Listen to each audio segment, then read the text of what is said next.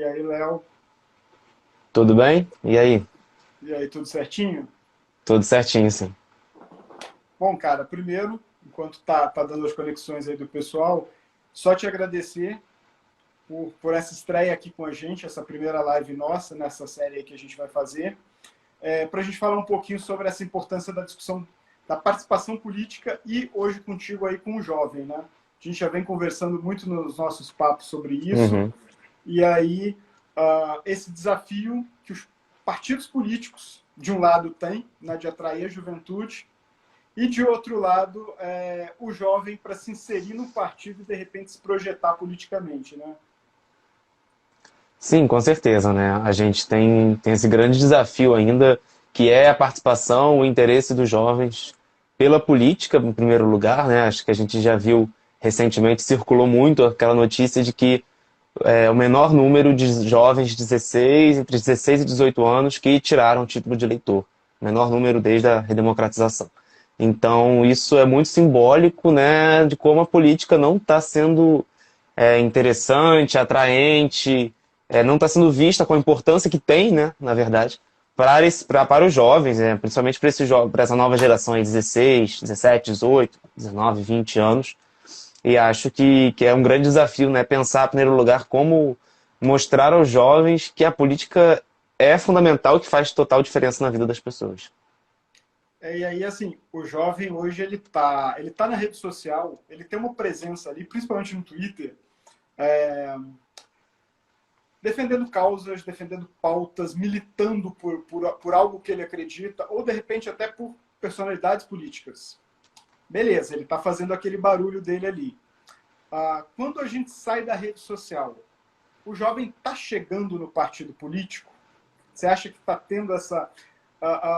Para além da militância e do barulho que o jovem faz na rede social, ele está conseguindo chegar nos partidos? Aí você está falando do jovem que se interessa minimamente por política porque comenta, gosta de É, falar sobre isso, né? Pelo menos comenta as fofocas da política na internet, né? Mas eu acho que nem sempre eu acho que sai dessa esfera da conversa mesmo de política, da fofoca mesmo, né? A discussão de nomes, né? É Lula, é uhum, Bolsonaro, é Ciro, é não sei quem, para de fato um engajamento político que tem a ver com a sua cidade, com a sua esfera mesmo mais próxima, né? O seu município, o seu estado, o seu bairro, a sua região, esse engajamento mais prático mesmo, né? Você vê a uhum. política, os resultados práticos que a política pode trazer. Eu acho que ainda é baixo, né? A gente ainda vê ainda uma parcela que vai, infelizmente, dos jovens, que vai apenas olhando o lado financeiro mesmo, a compensação financeira, que a política, cargos públicos podem vir a trazer, né? Infelizmente, e que não tem um compromisso aí, de fato, uma visão ideológica, um compromisso partidário, né?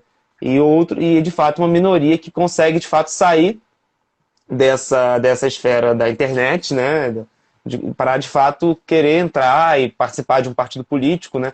Imagino que você vai falar disso mais adiante, né? Porque aí a gente entra em uma outra questão, né? Como que o sistema político brasileiro acolhe os jovens, né? Qual é o espaço dos jovens no sistema político brasileiro, né? Seja nos partidos políticos, nos movimentos, no próprio parlamento, né? Eu acho que o partido político hoje, em alguns momentos, ele passa para o jovem a impressão de que, olha, isso aqui não é o seu lugar.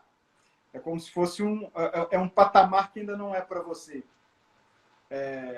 Eu vou colocar um pouquinho do meu ponto de vista, assim, na comunicação.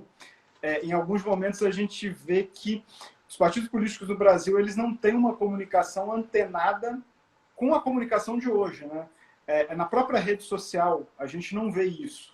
Então também não tem um ambiente atraente que fala para você, pô, aqui é um espaço de discussão, de crescimento e que de repente lá na frente você vai fazer alguma diferença no cargo. Eu acho que tem essa meio que essa barreira, né? O jovem ele chega num partido parece que é algo entre aspas de velho, né? Porque os partidos políticos envelheceram, né? Era uma coisa jovem quando a democracia nasceu, né? Então os partidos eram jovens, inclusive de tempo, né? E passaram-se algumas décadas, muitos partidos agora já têm 40 anos, né? Porque foram fundados ali na redemocratização, 30 anos. Então os partidos de fato envelheceram, né? E não souberam se reinventar. em sua grande maioria. Esse que é o grande desafio, né? Como que os partidos políticos podem se reinventar e se mostrar. E, óbvio, houve todo um desgaste, né, do sistema político. A gente teve nessa última década toda a questão da Lava Jato, toda a questão, enfim, toda a questão da mídia também, né? Aí é uma questão mais profunda, mas o desgaste político, né, que passa na mídia, né, que é passado na mídia diariamente, e acaba que os partidos políticos se enfraqueceram muito, os políticos de uma forma em geral. Mas você tem alguns políticos, né, que conseguiram, através do nome deles, né, conseguir ainda credibilidade, conseguir ainda, né, seu espaço. Mas agora a política está muito focada nos nomes políticos e do que no partido Jornalista. político em si. Inclusive, algumas pessoas até estão dizendo que existe hoje um certo ciúme de algumas pessoas do PT, porque hoje o Lula é muito maior do que o PT. Aham. E existe um certo ciúme nesse sentido, de que o Lula seria, né, o partido, o governo, o Lula vai governar, o PT talvez não. Existe um Exato. pouco esse receio. Então isso é algo que já vem sendo falado aí, porque houve de fato um desgaste do que é a sigla política, do que é, para que serve isso, para que serve o partido político, para além de ser só uma legenda que é obrigatória a pessoa se filiar para concorrer. Uhum. E aí, o partido é fundamental no processo democrático. E aí, a gente falando aqui de juventude, o partido ele precisa ter essa reinvenção para que a gente está vindo, as gerações que estão vindo aí são gerações hiperconectadas. São gerações que tudo se resolve ali na palma da mão, no aplicativo, não sei o quê. E aí o partido político ele está caminhando muito ao largo disso. E a gente precisa ter esse processo de reinvenção, porque você falou, o Lula ele é visto como maior que o PT. Mas o Lula também é de uma geração que está se aproximando do fim. Geração do Lula, do Fernando Henrique, Zé Serra. As pessoas que vieram da redemocratização, elas estão chegando ao fim, essa geração, né? E como é que está esse processo de renovação, de mudança? Eu ainda vejo isso um pouquinho com uma lentidão muito grande, né? Sim.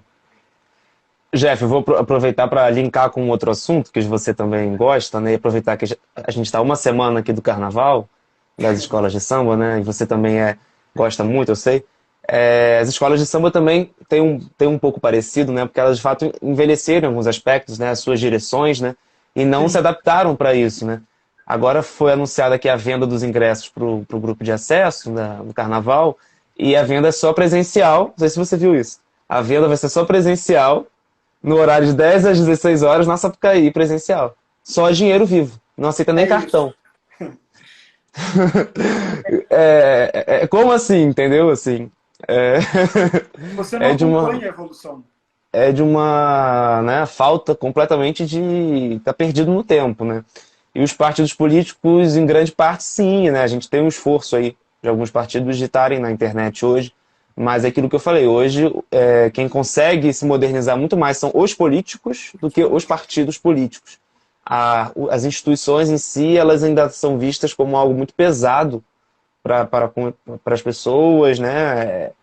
De alguma forma, é como se elas não representassem mais, né, aquilo que elas se propunham a representar. É como então elas foram esvaziadas de significado, assim, de simbolismo. Assim. Se tornou apenas a visão do partido político. Aí E óbvio, aí, entra a questão das redes sociais, né, por óbvio, né, alguns partidos talvez até façam, né, um investimento em comunicação.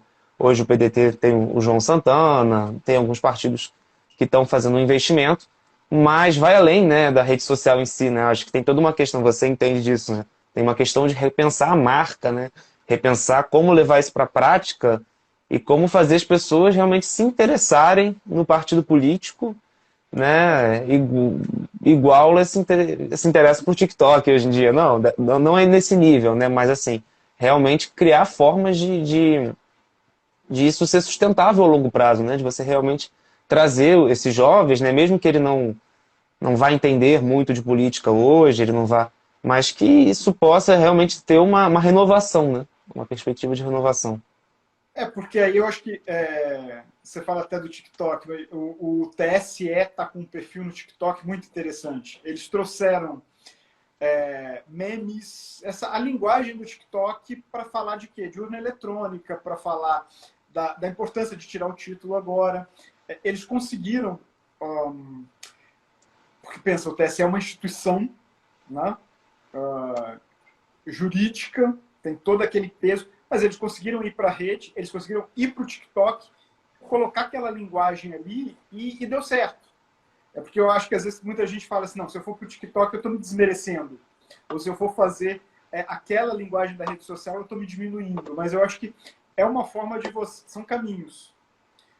É um caminho, de repente, que você atrai uma parcela da juventude que, de repente, vai ser lá na frente um militante futuro.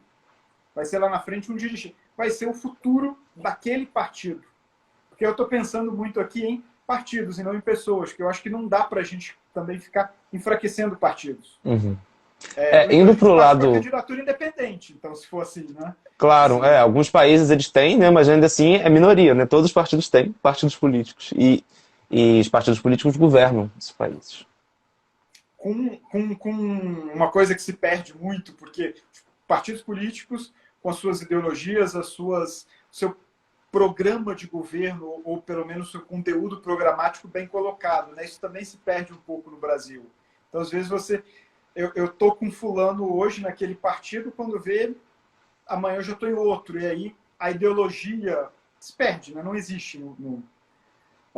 Assim, não fazendo críticas, mas aí hoje você pega e vê o Alckmin do PSDB no PSB. É surreal. Faz parte do processo democrático? Faz, mas gera uma certa confusão aí que, em certo aspecto, se a gente for pensar em fortalecimento de partido, não está tendo, né? A gente continua em nomes. Sim, exatamente. Eu acho que tem aí um fenômeno, né, de individualização com as redes sociais, né, da pessoa, enfim, ela pode ser vista, né, como um ator político diretamente, né, se ela grava vídeo, se ela tem muitos seguidores, ela já pode se tornar um ator político e tal, e acho que isso contribui muito para essa visão de que as pessoas, né, personalidades estão acima dessa ideia de uma instituição que representa um coletivo, né, e isso, de certa forma, se perdeu um pouco, assim, acho que na sociedade, pelo menos da forma que estava estruturada, assim. No campo político, assim, eu tenho a minha visão do que eu acho que deve ser feito, né, que é fundamental uma reforma política. Eu acho que realmente só se soluciona essa questão, só se começa a solucionar essa questão com uma reforma política, realmente, e não dessa forma como vem sendo feita.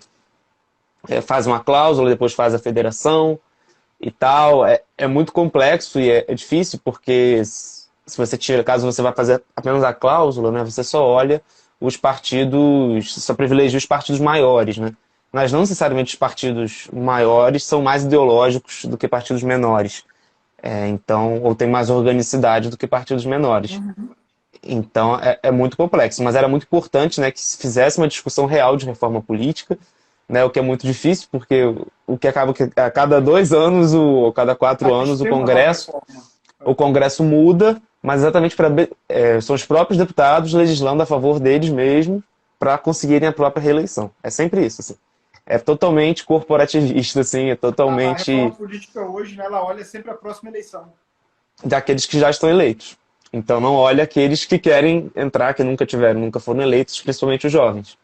Ou seja, Aí, é muito difícil. O sistema ele realmente não é feito para os jovens, para os novos. e aí você colocou um ponto que abre porque, assim, é pouco, mas a gente tem visto, eu posso falar aqui de Minas, a gente tem algumas cidades aqui que elegeram jovens. Pouso Alegre tem o Igor, que é vereador, a Juliana em Nova Lima, que eu estou lembrando de cabeça, tem o Daniel aqui em Viçosa, na região.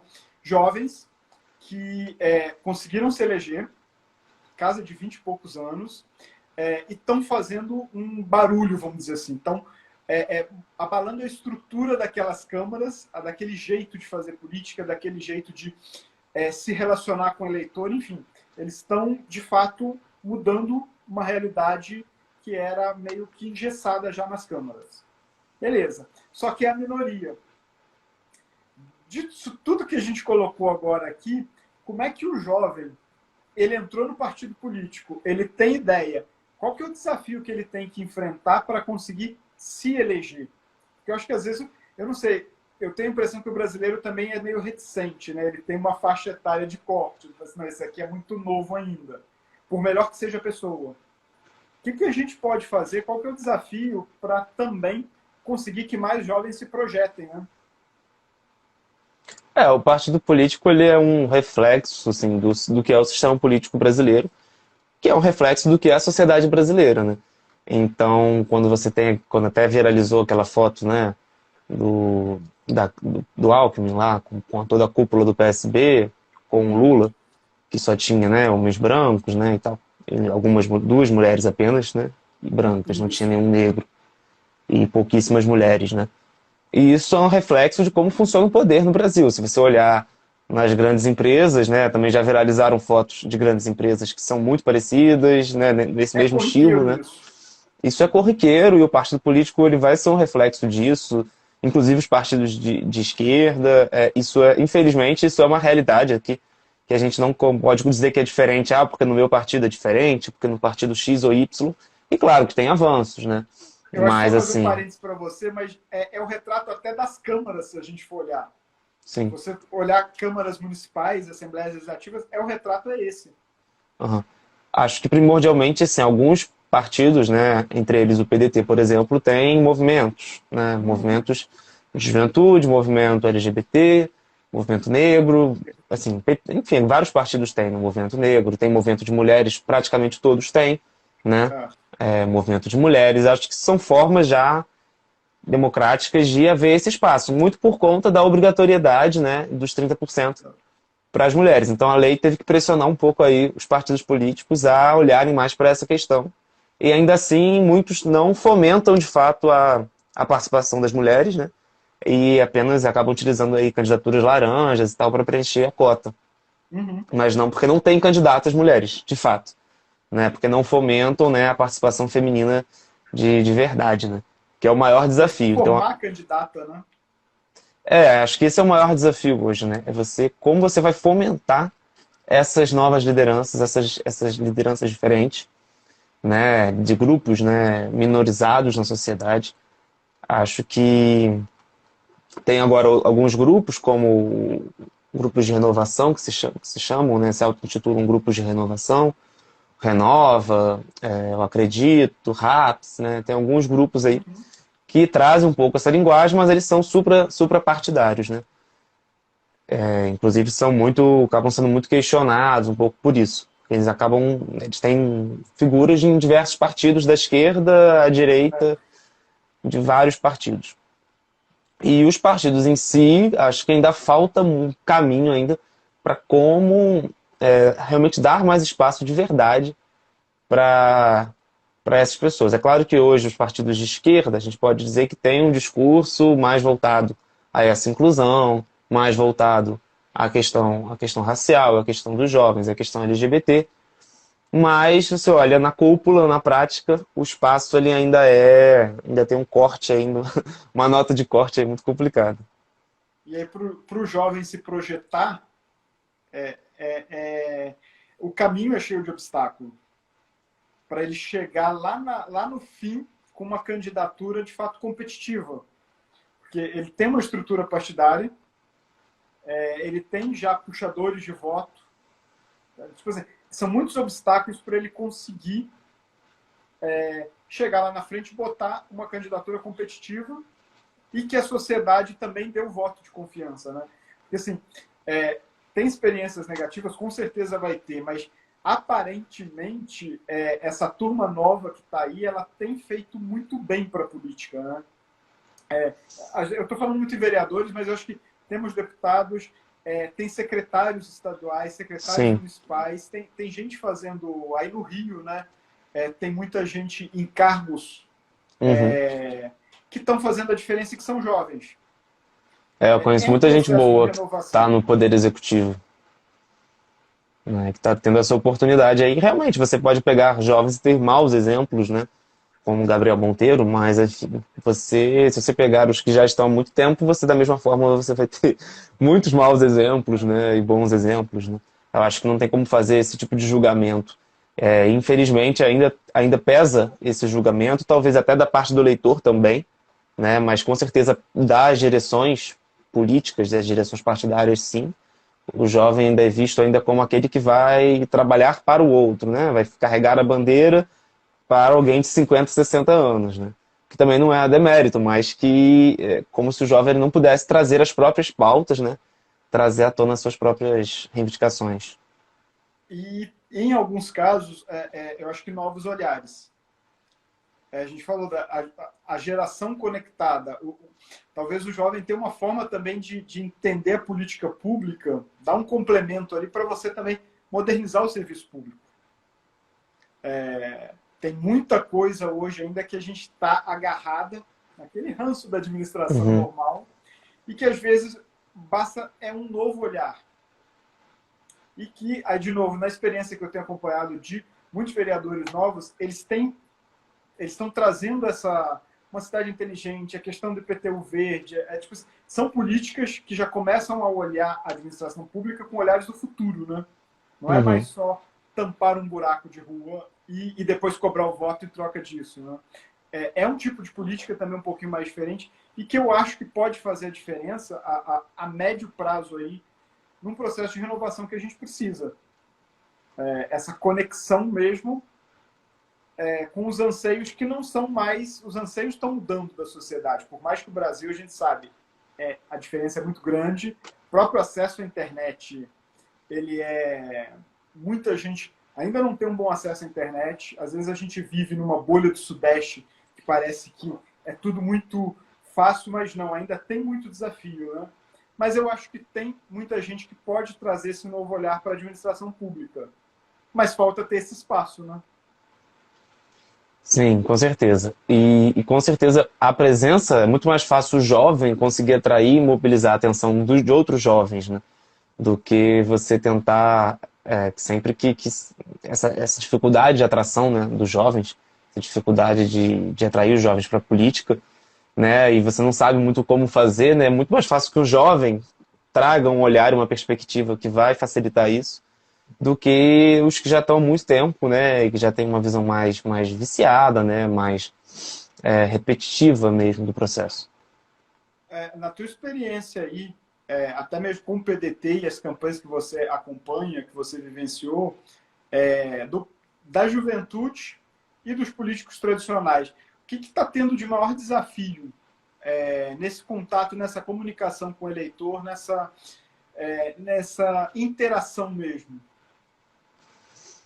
Olha, olhando, tendo uma visão aqui bem breve aqui, eu acredito que tem uma questão, mesmo candidatos jovens, os candidatos jovens têm uma dificuldade de recursos, né, de uma forma geral.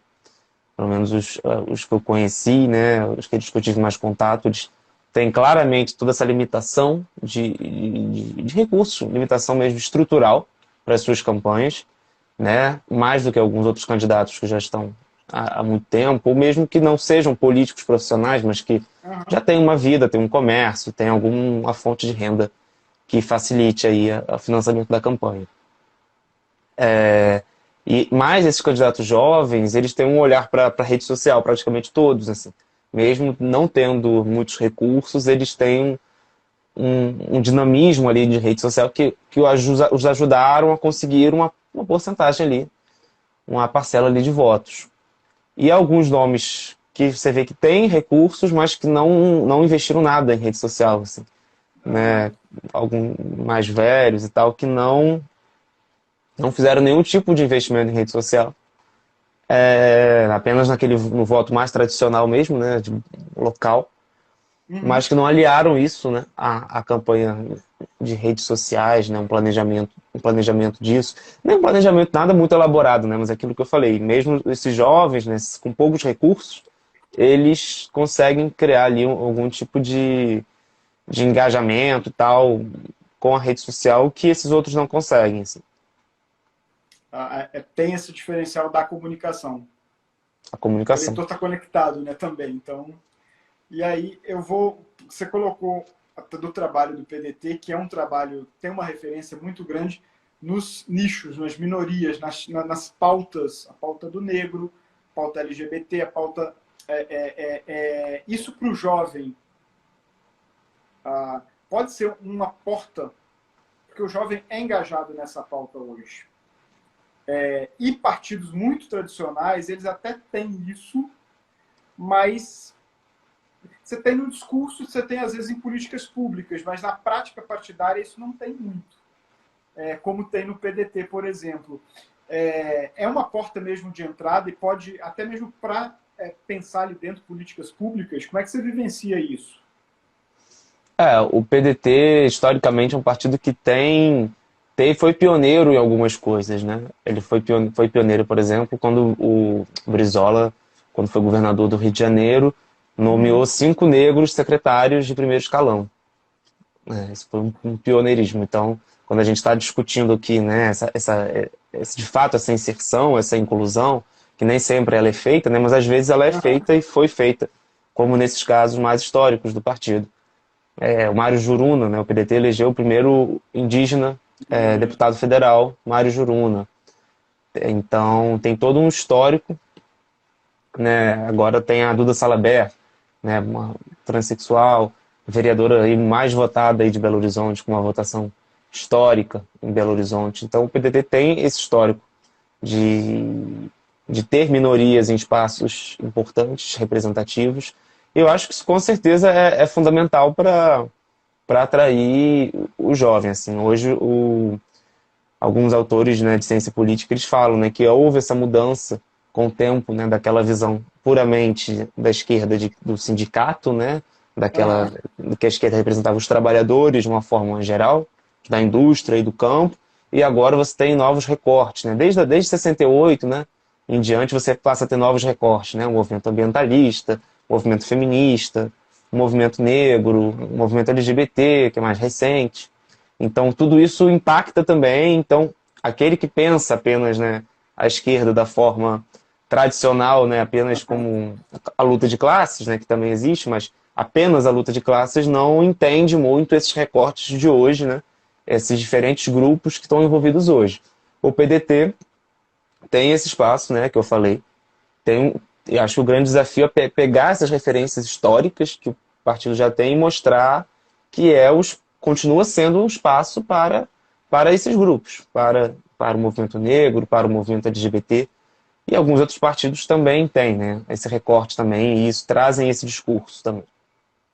A figura do Brizola, ela está um pouco apagada? Tem o centenário, a gente teve um ressurgimento, mas a gente ainda ouve falar muito pouco do Brizola. Quando a gente vive a política e já acompanhou a história política, ele é um gigante. E se ouve falar muito pouco, né? Não só dele, a gente tem uma série de personagens, João Goulart, Juscelino, que parece que estão sendo apagados. Sim, né? eu acho que o Brizola até que se fala bastante, assim. Eu não sei, eu acredito que sim. Eu vejo as pessoas falando muito no nome dele, assim, até mesmo para acusar, né? Por exemplo, quando querem criticar alguma coisa no PDT, falam assim, o Brizola tá se revirando do túmulo. Mas as pessoas, eu vejo as pessoas usando muito, assim, talvez não usando descontextualizando, não usando num contexto que faça muito sentido. Agora tem pessoas que dizem, o PDT, o Brizola apoiou o Ciro na última eleição, em 2002, né? Foi o último apoio do Brizola a presidente.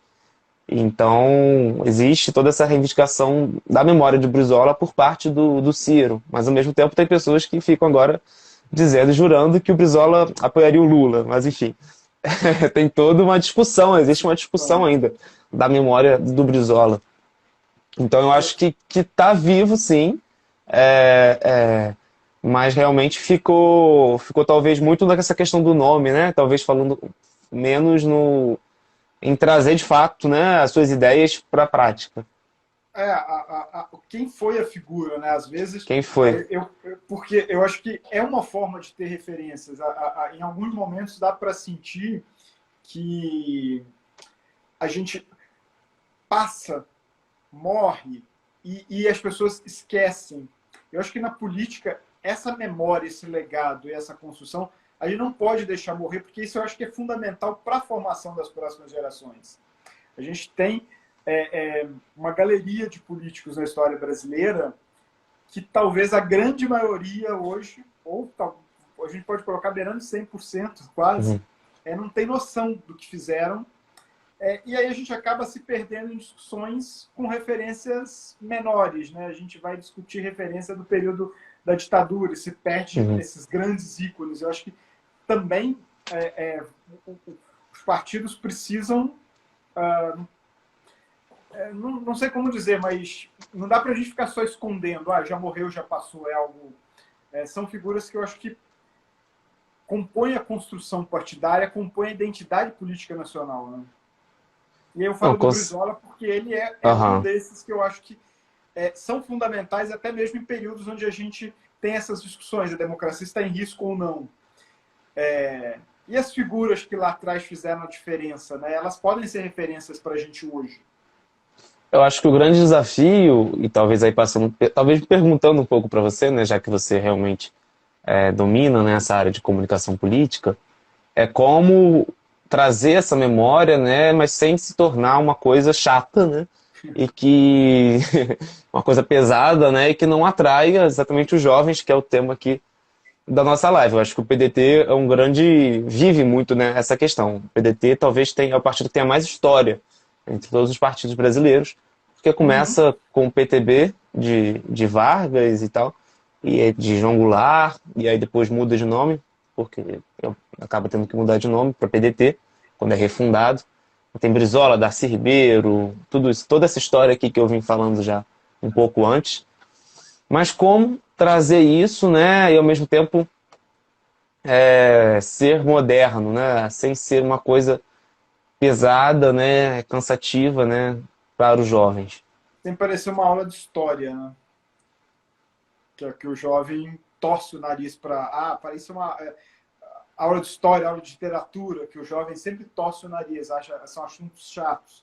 Não, eu tenho que trazer isso para um... Aí eu citei lá no início a questão do TSE ir para o TikTok e modernizar essa linguagem. Então, eu acho que, de repente, você falou do ponto de vista da comunicação, eu acho que pegar figuras, episódios marcantes e educativos que a gente precisa manter vivo no Brasil e, de repente, trazer para uma linguagem, a linguagem da rede social. A gente que faz a comunicação, a gente fala muito que o político ele precisa se adequar à linguagem da rede social. E a rede social não é o palanque lá do Odorico Paraguaçu, não é o coreto da praça. A rede social é isso aqui. É live, é like, é foto de cachorrinho. Então, assim, eu preciso me adequar a isso. Eu preciso inserir a política... E a rede social não é só foto, né, do dia a dia político, né? Tem que se pensar todo um conteúdo para as redes sociais. Ela é uma rede social, né? Eu vou ver a sua viagem para o exterior ou eu vou ver o político fazendo um discurso na tribuna? O que atrai mais a atenção das pessoas? Então, eu acho que passaria do ponto de vista da comunicação de pegar figuras, pegar episódios, trazer para essa linguagem. Tentar se conectar com aquilo que... A gente está falando muito de jovem, mas assim, para usar o termo da moda, mas as tias do Zap, elas estão ali se divertindo com meme, né? Com comunicação moderna. Então, assim, uma linguagem que você atinge todas as idades. O bolsonarismo conseguiu muito bem isso, né? Para a eleição de 2018, né? Aí, obviamente, com fakes e tal. Mas eles conseguiram muito bem usar o recurso, né, do WhatsApp naquele momento para chegar diretamente no eleitor. Exatamente. Óbvio, espalhando muita mentira e tal. Mas a gente ainda vê ainda a esquerda engatinhando ainda para conseguir chegar nesse mesmo nível de interação com o eleitor, eu diria. Porque o jovem... A gente está falando até do Twitter, a militância no Twitter é fortíssima. O PDT tem uma juventude presente no Twitter que faz um barulho muito grande. O PT também. E outros partidos, eu diria que até menos. Mas o Twitter é isso aqui, né? Representa exatamente, isso daqui no universo, né? Consegue reverberar para fora da rede social, né? Então, você tem grandes discussões, você tem grandes pautas sendo discutidas, militâncias sendo feitas ali, mas nisso aqui, né? Dentro do espaço ali do Twitter, né? Eu tenho muitas dúvidas, assim, como de fato isso se dá em termos de algoritmo, né? De utilizar as redes a seu favor. Mas em termos de prática política, eu acho só assim que realmente existe um grande problema, né, que nesse militante mais aguerrido, tal, do Twitter, é que ele não está interessado em dialogar com quem pensa diferente. Ou que não tem uma visão ainda muito definida sobre política, não tem ainda um pensamento. Ele quer impor a visão dele, né, seja qual for, né, em prol de qual candidato. Ele quer a todo custo impor aquela visão dele e dizer que ele está certo, né, e provar que ele está certo. É esse grande interesse. Por isso que as disputas no Twitter são muito... É disputa mesmo, né? As conversas no Twitter são brigas, né? São discussões. E aí eu penso muito assim, o quanto que essas discussões de fato são capazes de captar um novo eleitor ou algo desse tipo. Eu acho que elas acabam servindo muito mais para alimentar os eleitores militantes, né, que já tem, né, desses grupos, né, seja da esquerda, seja da direita, do que de fato trazer essa conquista aí do eleitor, né? Se você chegar nesse eleitor que não é tão ligado em política, né, que está mais desatento. Eu acho que o A bolsonarismo... maioria do jovem, né, que não está ligada na política, Uhum. como é que eu chego nessas pessoas? Você começou a live citando a baixíssima procura por tirar título. Uhum. A gente teve campanha de partidos, a gente teve campanha de personalidades, de políticos, todo mundo. Gente, Sim. tira título, tira título. E aí eu vou colocar uma questão aí, porque a gente vive um momento, desde aí, principalmente com a pandemia, a gente vive um momento dramático no Brasil na discussão política. Independente das pessoas, da ideologia do eu concordo ou eu não concordo, é claro que as coisas não estão bem no país. E aí, num momento como esse, depois da pandemia, depois de tudo que a gente passa, você não vê o interesse em se tirar um título para votar, sendo que a eleição, o voto, é um instrumento para, de repente, se expressar de alguma forma, para mudar algo. Então, assim, tem algo errado, né? Parece que... Com certeza, tem algo de errado e é muito importante que os políticos, né, aqueles que estão, né, nos partidos políticos, no parlamento, se debrucem um pouco a pensar sobre isso, né? O que está acontecendo de errado, né? Que a gente tem essa baixa adesão, né, histórica dos jovens aí entre 16 e 18 anos. Ou seja, qual é o abismo, né, que a gente tem com esses jovens que não têm esse interesse, né? Cada vez mais, assim, não tem esse interesse. As abstenções também, as abstenções em geral, né, estão muito altas, né? Óbvio, a última eleição também teve a pandemia, né? Colaborou para isso, mas assim, números de abstenção muito altos, né? Então, diversas pessoas aí realmente preferindo pagar aquela multa, né? Porque é baixíssimo, mas assim, preferindo pagar a multa e não ir votar, porque não tem interesse em votar. Quando a gente coloca, então, abstenção brancos e nulos, você descobre que quase metade do eleitorado, em algumas cidades, isso quase chega mesmo na metade, rejeitou tudo. E aí o jovem, que geralmente é o militante, que gosta de fazer a diferença, numa eleição que muitos cientistas políticos, que muitos comentaristas de política estão dizendo que ela é a mais importante desde a redemocratização. Eu tenho reticências a isso, eu acho que toda eleição é importante, mas eu entendo o que eles colocam. Sim. Nesse momento o jovem não se interessa. Não vou nem tirar o título. Então parece que também há uma desconexão. A política, não adianta eu tirar o título e votar porque não vai fazer diferença. É um ponto que a gente precisa atender aí, né? Que é a percepção de muitos jovens, né, de grande parte da população, de que votou uma hora votou na esquerda, uma hora votou no Lula, outra hora votou no Bolsonaro, você teve, né, outra hora viu o impeachment da Dilma, outra hora viu... E que não sentiu uma mudança expressiva aí, né? Quando mudou o governo de esquerda, PT, PSDB, e não sentiu nenhuma diferença expressiva. Acho que esse é um recorte importante, né? Realmente a população não... E da mesma forma nos estados também, né? Aqui no governo do estado a gente elegeu um ex-juiz que ninguém conhecia, né? O Witzel. Em 1 ano e meio ele foi também acusado de corrupção. Isso no estado que já tinha vários governadores presos. E, né, com que expectativa o eleitor do Rio de Janeiro, do estado do Rio de Janeiro, vai votar para governador, entendeu? de que vai ser mais um que vai entrar nessa história, que vai ser preso, que vai roubar. Realmente as pessoas estão completamente assim desiludidas.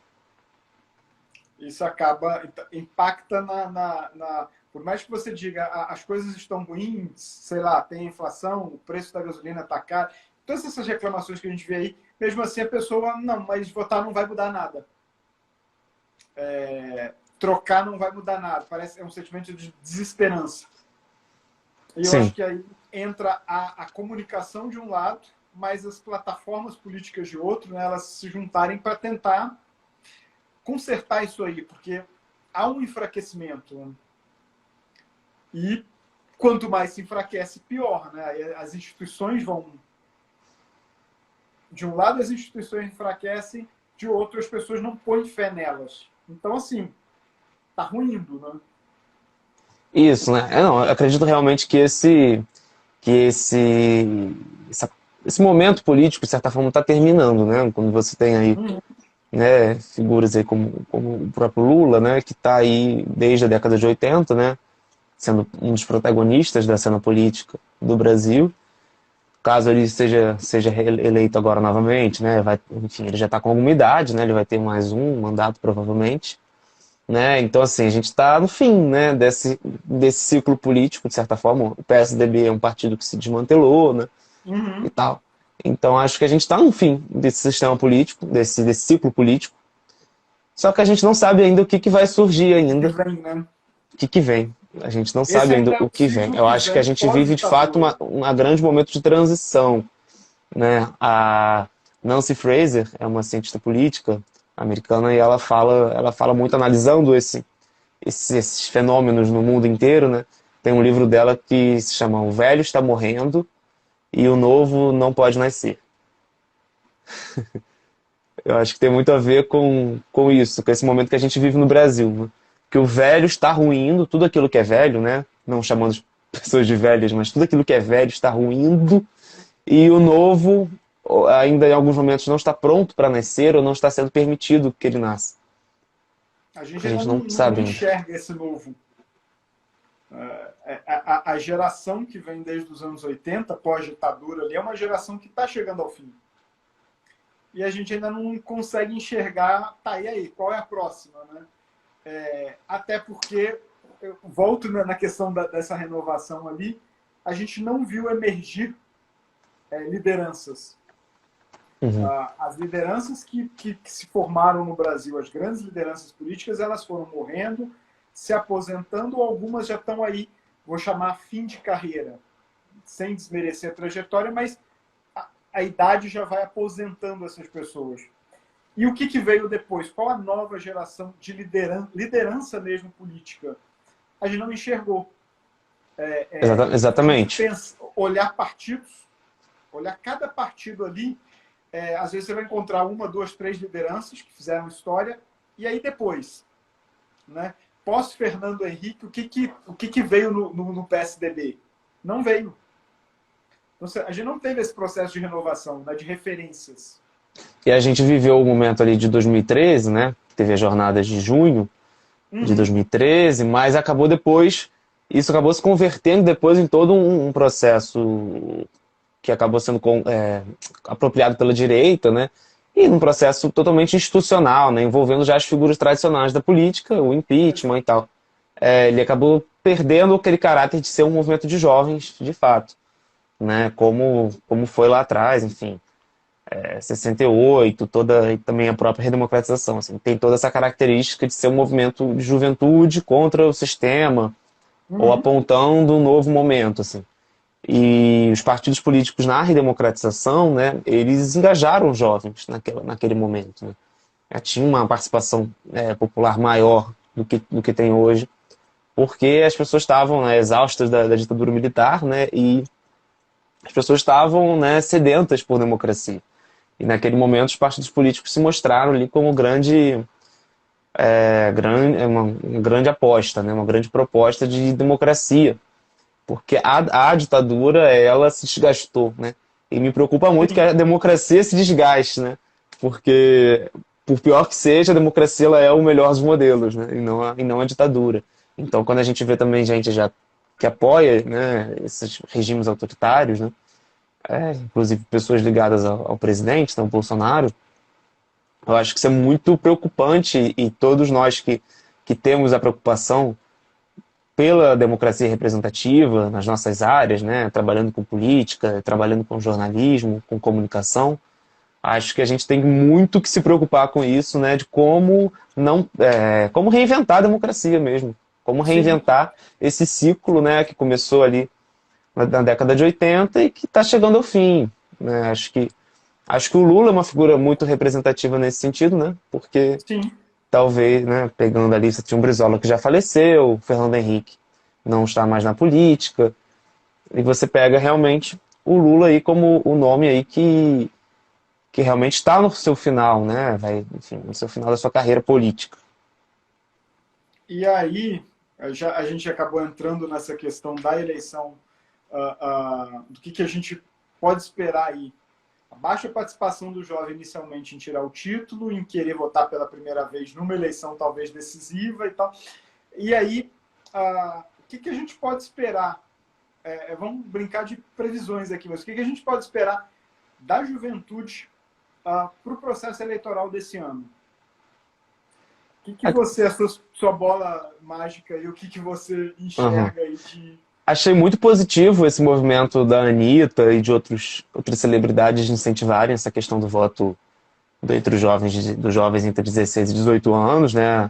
Não sei o quanto isso está ajudando, né? De fato, quantitativamente, mas acho que é muito positivo ver esse engajamento, né? De figuras, celebridades, figuras com destaque, fazendo esse tipo de movimentação.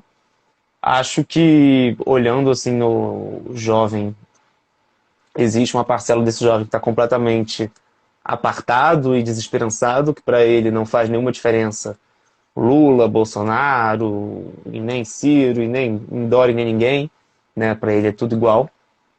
Existe esse jovem e existe o jovem que está querendo de fato acabar com esse momento do país, né? Que é o governo Bolsonaro. Acho que existe esse movimento muito claramente de ser uma eleição muito importante para dar fim ao governo Bolsonaro. Acho que isso tem sido um discurso muito forte, assim, e que vai impactar aí, principalmente nos jovens aí dos grandes centros urbanos, assim. Acho que esse será um movimento muito significativo. A gente pode dizer que ele teria um potencial de fazer alguma diferença. Você acha que. Sim, com certeza. Geralmente, assim, eu vou colocar um ponto meio vilão aqui, mas Uhum. quando a gente está traçando essa estratégia para candidaturas, a gente sempre olha extrato de eleitorado e sempre a juventude é aquele pequenininho que a gente bate o olho e fala para o candidato: não, essa aqui é uma parcela muito pequena, nem gasta energia agora, vamos focar naquela ali que é a Sim, é parcela. pequena, mas tem É, uma capacidade de mas ele faz mobilização barulho, né? de De fazer barulho, mobilizar. exatamente. Tem uma capacidade de fazer barulho. Tanto que você vai ver que o bolsonarismo, embora ele tenha sido um movimento das tias, entre aspas, né, das tias do Zap, né, ele também foi um movimento de jovens em diversos momentos. Né? Esse movimento de extrema-direita, né, trouxe vários jovens. Sim. O MBL é um exemplo disso, né, essa coisa de trazer os jovens, mesmo que sejam pouco expressivos do ponto de vista eleitoral, mas eles são capazes de fazer um grande barulho. Às vezes você colocou do MBL porque meio que cristalizou de que a juventude é da esquerda. As pessoas às Sim. vezes ignoram ou não têm informação suficiente de que há sim juventude na direita. Isso não é um problema. Acho que a direita e a esquerda não são problemáticas. O problema é quando você vai muito para os extremos. Uhum. E a extrema-direita seria mais perigosa no contexto da América Latina aqui. Mas tem jovem ali de direita que também é importante no processo democrático. E às vezes a gente ignora, acha que a juventude está só. E aí você não faz comunicação também para esse público, né? O jovem, estou falando de direita, mas às vezes o jovem de centro-direita. Ou, para a gente, de novo, que faz estratégia, a gente sempre olha o meio, o centro do eleitorado, que geralmente é quem decide uma eleição. A maior parcela do eleitorado. Quando a gente faz estratégia, a gente sempre fala a maior parcela do eleitorado ela está no centro. ela não é nenhum nem outro. E às vezes a gente também não se comunica com essas pessoas. Aí você falou do militante do Twitter, a gente chega nessas pessoas querendo impor uma visão. Eu acho que aí a gente falha no processo da comunicação. Com certeza. Eu vou colocar uma questão, tem algumas pesquisas que a gente tem acesso, que é justamente do eleitorado do Rio de Janeiro. Pautas caras à esquerda e à direita. E aí você encontra o eleitor que ele é a favor do bandido bom, bandido morto, e ele é contra o aborto. Tipo assim, você não tem um eleitor 100% esquerda nem direita. O eleitor navega. Eu até falei errado aqui. Ele é a favor Sim. do aborto e ele é... Então, assim, a gente precisa aprender a comunicar com a grande maioria do parcela do brasileiro que ela não tem essa visão só de esquerda e só de direita. Ela mescla. E isso também está se Claro. falhando, né? E essa visão... O eleitor não é único. E todo esse fenômeno, né, não só do Twitter, né, mas que o bolsonarismo traz, né, é o contrário, é o oposto disso, né, é de você fortalecer o mais extremo possível, o comportamento mais extremo, seja na direita, seja na esquerda. Se eu ando por Minas Gerais, eu vou encontrar no interior de Minas muito eleitor conservador, e ao mesmo tempo progressista, porque ele vai mesclar, vai depender da formação dele ali, vai depender do estilo daqui. A gente está falando de interior mesmo, então é um costume muito diferente, mas ele vai ter tolerância com algumas coisas. Então eu preciso me comunicar com essa pessoa e entender que ela não é uma ideologia fechada. Mas eu acho que o grande desafio é fazer essas pessoas, né, que estão no centro irem votar, se interessarem e irem votar, porque senão realmente fica restrito às pessoas que já estão mais engajadas e que são ali de determinados grupos, né, seja da esquerda, seja da direita. Isso eu vejo muito como a estratégia do Bolsonaro, né, manter o grupo dele mais fiel ali, mesmo fazendo coisas absurdas, né, e perdendo aí perante a opinião pública mais em geral, mas mantendo aquele grupo dele. E aí eu falei desse desafio de comunicar com o centro, tudo, não sei se você vai colocar isso, mas do ponto de vista da esquerda, do seu ponto de vista até que tem a pré-candidatura do Ciro, que está na mesa hoje, que é uma candidatura de esquerda. Qual que é o desafio que você enxerga de conexão com as pessoas? Acho que a candidatura do Ciro, ela é uma candidatura de esquerda, de centro-esquerda, mas que está posicionada hoje no centro de dois candidatos. Então, de dois polos. Então, ele tem que buscar, estrategicamente, tem que buscar dialogar com aqueles que não querem votar, né, nem em Lula, nem em Bolsonaro, mesmo que esses, às vezes, possam ser de direita, possam ser de centro-direita, né? Não tenham tanta afinidade assim de ideias, mas que existe uma afinidade eleitoral, né, circunstancial aí com a eleição. Acredito que o Ciro já tem uma militância própria, já consolidada, como nas redes sociais, como você falou, é a galera que faz barulho, né, mas que é preciso ir agora e além dessa militância que faz barulho e conseguir abranger, né, trazer todo esse eleitorado aí, esse eleitorado de centro. E é isso que eu falei, a gente tem que motivar essas pessoas que estão no centro a irem votar, em primeiro lugar, porque a taxa, né, de abstenção é muito baixa, né? Você tem medo da abstenção crescer esse ano? Acredito que sim. Acredito que possa crescer, sim. A de 2020 foi muito alta, né? Por conta da pandemia. Acredito que possa ser parecida. Talvez essa traza... Talvez essa por seleção presidencial, as pessoas acham que talvez ainda dê um peso maior. No sentido de quererem realmente achar... Porque as pessoas acham, né, que o presidente que muda tudo, né? Acabam não também dando É, tanta atenção, nem dando tanta atenção para as eleições do parlamento, né? Para as eleições. Acham que é só o presidente que resolve tudo. eu acho que agora você trouxe um ponto muito importante, Então tem esse porque peso. Então acho que vai ter uma participação, mas vai ficar muito. Acho muito complexo que a gente tenha um segundo turno no primeiro turno, né? Tipo assim, só aham, tem dois candidatos. E aí você sim, tem que escolher entre esses dois candidatos. Que é a lógica dos Estados Unidos, né? Mas isso nunca sim. foi. Isso não costumava ser a lógica do Brasil. Agora, você colocou um tema que eu acho passa despercebido. Toda discussão ela tem gerado em torno da eleição presidencial. E em alguns casos, dependendo aí, ela cai para o nível estadual. Mas quando a gente olha para o Congresso, seja Assembleia Legislativa ou Senado, mas principalmente o Câmara dos Deputados, a gente não vê preocupação, a gente não vê discussão em quem eu vou votar para deputado, a gente não vê militância de precisamos votar nos deputados tal, ou dos partidos tal. As pessoas focam na figura do presidente e esquecem do parlamento. E, em alguns casos, o parlamento governa mais que o presidente, né? O Sim, parlamento dá as cartas. sim, Tá aí um desafio que eu acho que vem para jogo.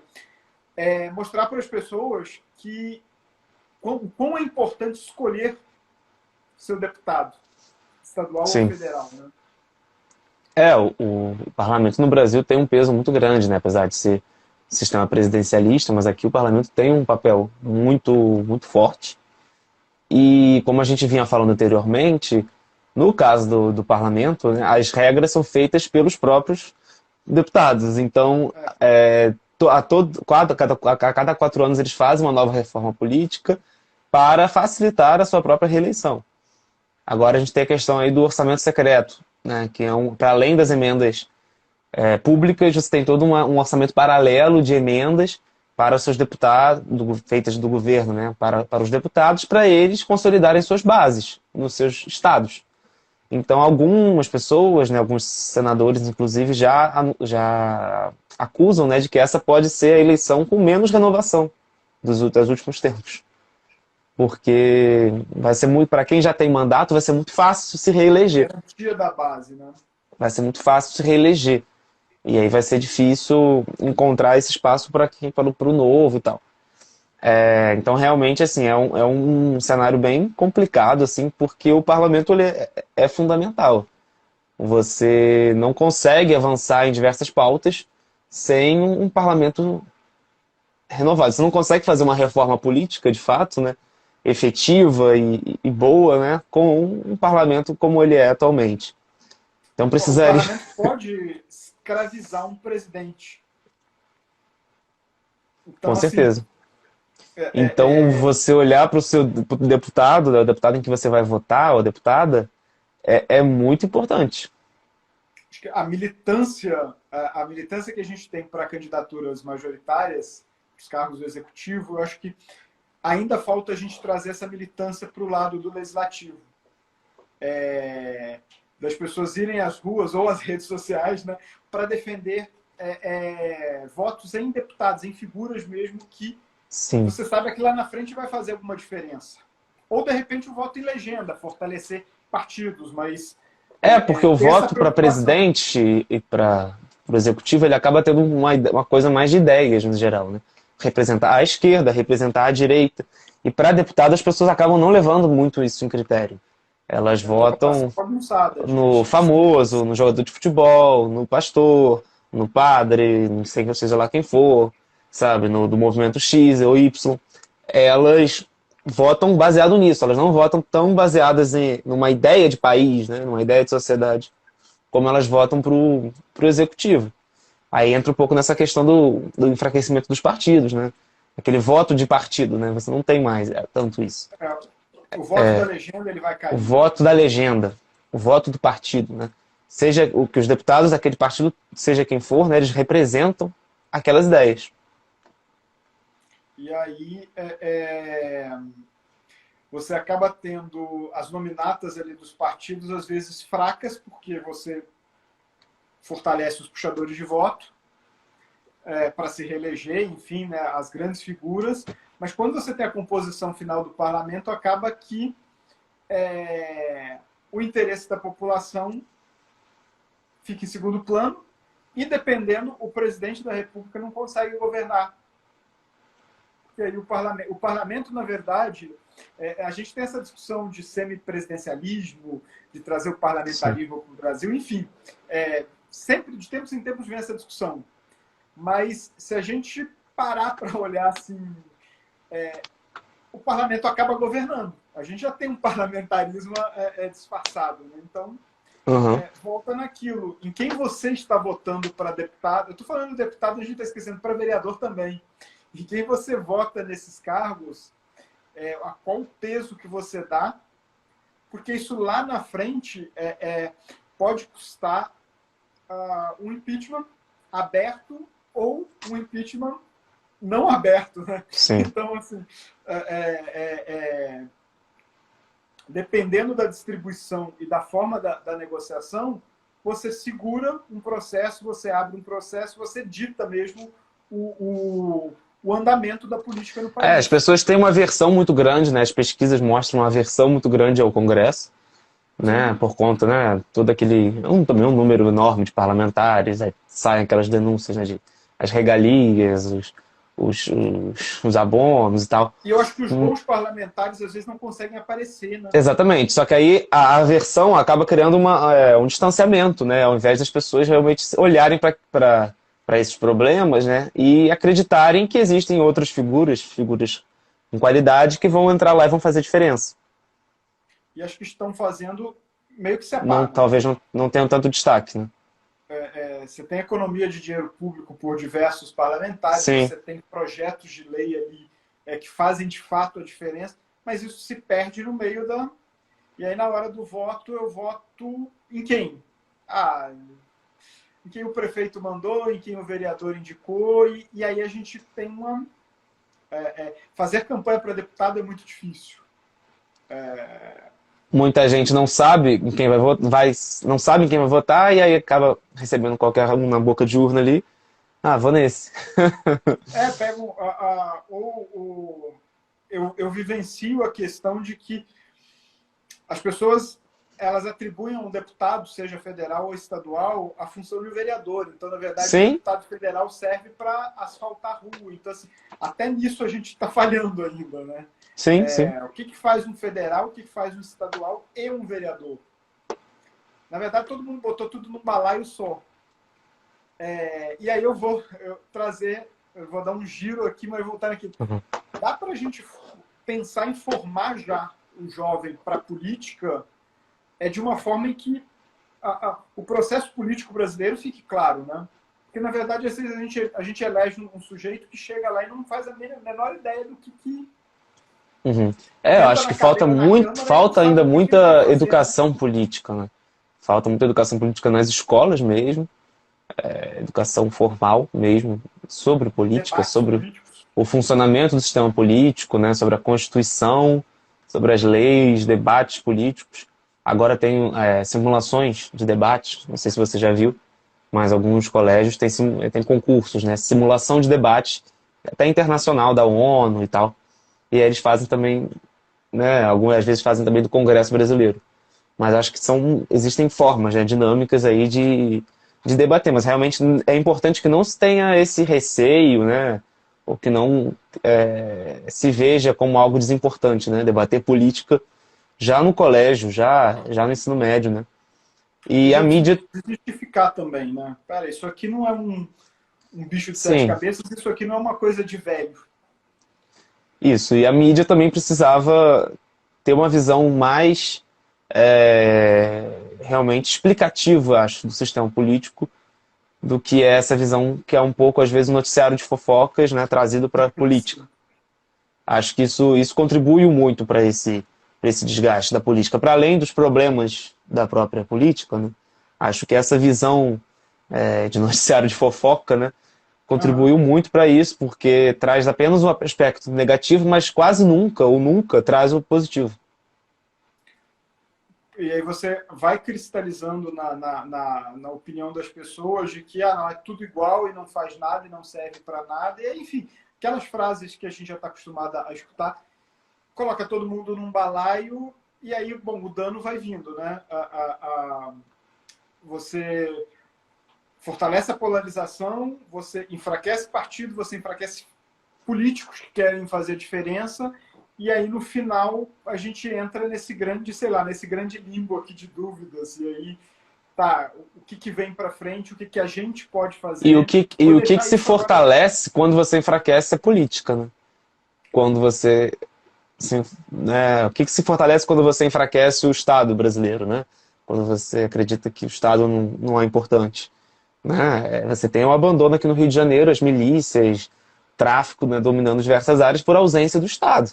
Ou anuência em alguns lugares, mas assim...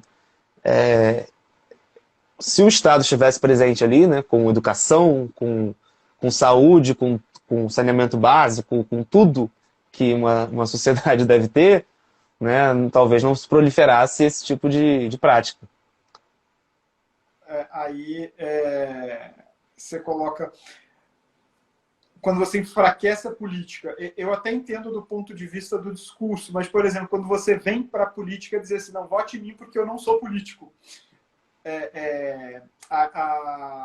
Minas Gerais, a gente teve a eleição de um governador que se colocou como o Romeu Zema, não, eu não sou político, então votem em mim. O João Dória começou assim, né, quando foi para a Prefeitura de São Paulo. É complicado também, porque aí você diz, você entra para a política pedindo voto porque você não é político. Uhum.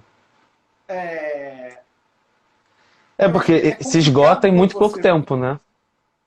Sim. Em uma semana de mandato você já muda isso. Já é político. Você vai ter experiências ótimas dos não políticos. Você vai ter gente que vai ser um desastre e você vai ter gente que vai fazer experiência ótima. Em Minas, a gente tem uma taxa de aprovação altíssima do governo. Então, parece que deu certo. Mas para que negar a política?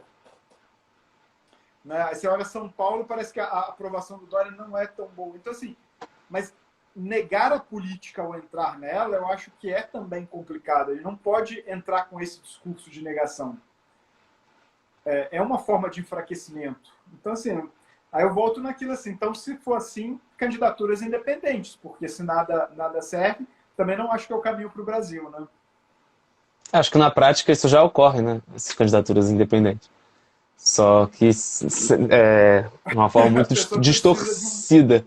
De uma forma muito distorcida, né? Mas, assim, figuras, né, que estão em partidos, mas que não representam aquilo que aquele partido defende, ou partidos que, na verdade, não defendem absolutamente nada. A gente também tem isso no Brasil. Nosso presidente ficou boa parte do mandato sem partido, então acho que um enfraquecimento de partido, né? Depois você rifa para qual partido eu vou. Na verdade, você precisava de um número. Então, isso aí é complicado também a gente naturalizar isso no processo político. Na verdade, é só uma estrutura burocrática e um fundo partidário. É só isso. E aí, já aproximando até quase o nosso fim aqui, eu queria te escutar, colocado tudo isso, se você tivesse que hoje iniciar algumas ações, o que você acha que seriam as principais ações que a gente quem está assistindo aí, quem vai assistir depois, seja jovem ou seja já alguém que esteja na política, quais são as ações mais imediatas que a gente deveria colocar aí para trazer o jovem, de fato, para o dia a dia da política e do partido? O que você acha que é algo mais que dá para fazer de imediato e que a gente, de repente, está só perdendo tempo? Acho que os partidos que se propõem a, de fato, existir, né, na prática e ter um programa, ainda que, obviamente, com todas as dificuldades, né, que o sistema político brasileiro traz, acredito que o fundamental é dar espaço na prática, de verdade, para além do discurso. Ainda que tenha toda a dificuldade, né, daquilo que é novo, penetrar no velho, né, mas assim, eu acho que isso é muito, muito importante, que esse discurso vá indo para a prática, que esses partidos tenham na direção, figuras, né, eu posso dizer do PDT, mas certamente outros partidos também, tenham figuras, né, de diversos grupos com alguma diversidade para esses partidos políticos e fomentar a participação política partidária para além da eleição. Acho que para além do candidato. Porque o candidato, na verdade, ele é uma consequência, né, muitas vezes ele é uma consequência do que é a vivência política entre as eleições. Então, para além de buscar nomes, né, por exemplo, né, de mulheres na época da eleição, porque tem que formar 30%, Aham. fomentar nesses intervalos de 2 em 2 anos, fomentar a participação das mulheres, fomentar, dar capacitação política para essas mulheres, né? Dar formação política, e fomentar estrutura, com alguma estrutura, enfim, fomentar de fato a Talvez as participação mínimas dessas condições, né? lideranças femininas. Você tem você trouxe a liderança, está formando essa liderança, dá mínimas condições para ela se projetar. Às vezes, pessoas que têm boas ideias, né?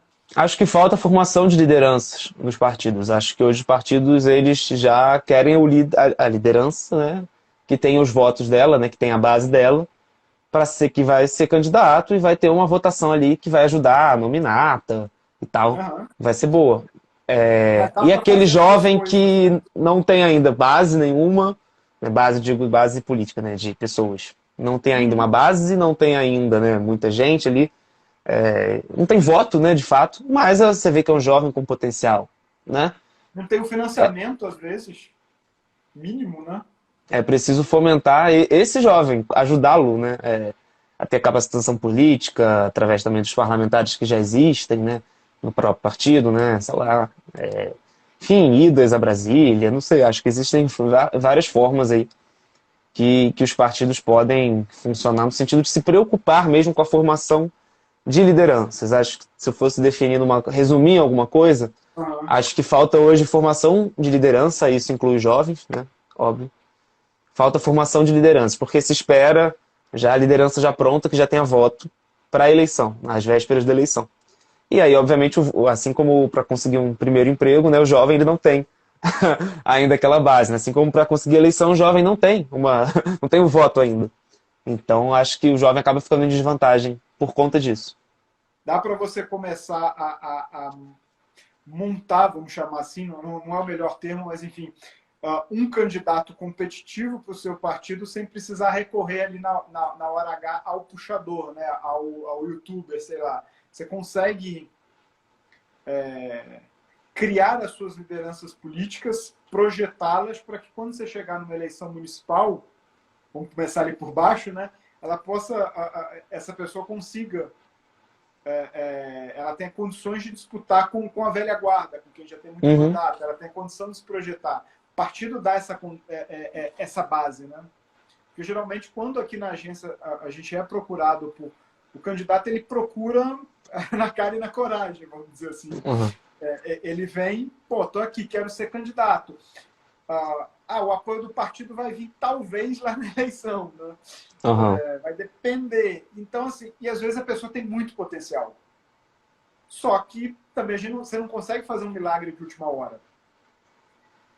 Se Sim. esse pré-candidato, se esse postulante, ele passasse, sei lá, 3 anos numa formação partidária ali, talvez no 4º ano ali que tem a eleição, ele já entra com outra, eu acho que outro tudo, né? Outro pensamento, outra forma de chegar nas pessoas, outra forma de mobilizar pessoas para a ideia dele. Acho Sim. que uma candidatura é uma construção, né? Mas eu acho que, de repente, se tivesse um pouquinho mais de apoio dos partidos, os próprios partidos se fortaleceriam com lideranças, de repente, mais fiéis às suas Sim. cartilhas, né? Porque o puxador de voto, em alguns casos, hoje ele está com fulano, amanhã ele troca. Ele não tem a fidelidade, Uhum. né? E os partidos ficam importando, na verdade, essas figuras para conseguir eleger bancada. Eu vou brincar, você falou do carnaval lá no começo, Sim. a troca de passe, né? Terminou o carnaval, cada um vai atrás Sim. do carnavalesco. É meio que a mesma coisa. Quais são os políticos que vão vir aqui e vão dar voto para puxar? Mas aquela escola, por exemplo, que tinha lá a porta-bandeira, terceiro casal né, tu sabe, de porta-bandeira, e traz eles para serem o primeiro casal, e investe neles e tal. E a menina tá lá desde criancinha. Você tem uma criação ali que busca ali criar um ambiente realmente de arraigar, né, aquilo, né, ter uma fidelidade ali. Ela defende a bandeira com outro jeito, né? Ela pisa na É, avenida você tem. com outro brilho. Eu acho que quem tem identificação com o partido, ele vai para a rua de outra forma. Acho que o discurso, a defesa, a paixão mesmo na defesa da pauta, eu acho que ela acaba sendo maior. Isso, e em geral vai atuar, né, no parlamento, ou seja, onde for, de outra forma, assim, também. Com maior comprometimento com aquela pauta. Com aquelas ideias, né? Por fim, o eleitor que acompanha, a gente ainda tem o desafio do eleitor acompanhar também mais a política brasileira, o eleitor consegue, pô, eu votei nesse projeto, nesse partido, e essa pessoa representa isso aqui. É mais fácil fiscalizar, né? A gente tem uma divisão muito clara na Europa, direitos. Os Estados Unidos tem uma divisão muito clara, né, democrata e republicano. No Brasil, a gente ainda tem um certo limbo, tem hora, né? O chamado centrão, enfim. Mas se a gente consegue ter lideranças, aí nesse processo de formação todo, o eleitor também identifica. Uhum. Eu vou votar aqui porque isso aqui que eu acredito, né? Certo aspecto é meio que o Partido Novo faz, enfim. Minha pauta é essa aqui, segue comigo que não vai ter mudança. Mais ou menos isso. Não dá muito certo também, né? Mas, enfim.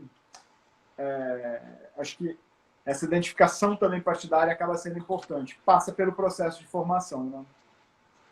Com certeza, né? As pessoas saberem, enfim, realmente pedirem produto, comprarem o produto, né? E o produto não vir tão propaganda enganosa assim, né? É um pouco isso. Acho que as pessoas tiveram muitas propagandas enganosas aí nos últimos E aí tempos. acaba. Vai nesse desgaste. Se você compra um produto de uma loja que vem sempre quebrado, ou vem sempre diferente, você vai parar de comprar em algum momento. E aí produtos ruins acabam ocupando a preferência e aí você tem esse enfraquecimento que a gente falou que não tá legal hoje na participação, na participação do voto mesmo. Isso, exatamente. E aí, para ir finalizando já contigo, qual que é o seu desafio para a eleição desse ano? Meu pessoal?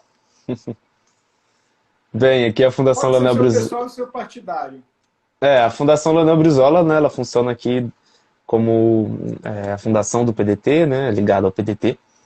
Ela está muito centrada esse ano, obviamente. Tem o centenário do Brizola, do Darcy Ribeiro, então você tem, no caso, eu estou falando daqui da Fundação do Rio de Janeiro, mas você tem a Fundação a nível nacional, né? Que está produzindo aí cartilhas, enfim, uma série de memórias e tal, sobre Brizola, sobre Darcy. Inclusive vai ter uma inauguração da estátua do Brizola na sede do PDT, agora em maio.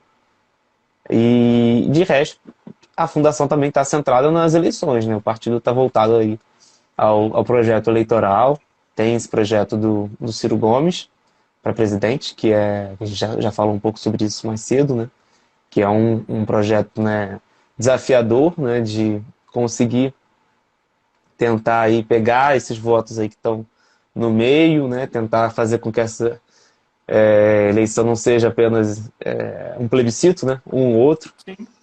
né, e obviamente aqui no Rio de Janeiro tem também o projeto do Rodrigo Neves, que vai ser candidato a governador, ex-prefeito de Niterói, com uma avaliação aí de mais de 80%, saiu com uma avaliação de mais de 80% aqui de Niterói.